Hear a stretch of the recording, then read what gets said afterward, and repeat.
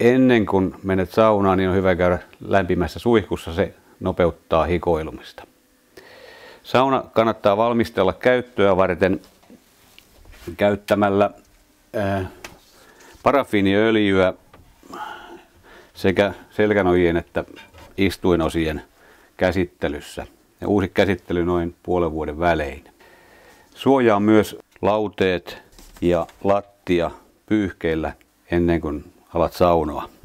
Hikeä tulee noin 5-6 desiä per sauna ja per saunomiskerta. Mä olen aika paljon tutkinut myös kuntolehtiä. Kuntosalithan käyttää paljon isopunasaunoja ja kuntolehdissä on paljon hyviä vinkkejä, miten oma kunto säilyy hyvänä.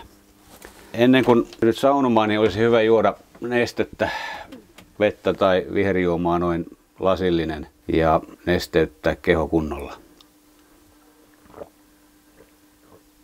Ja sitten ollaankin valmiita hikoilemaan.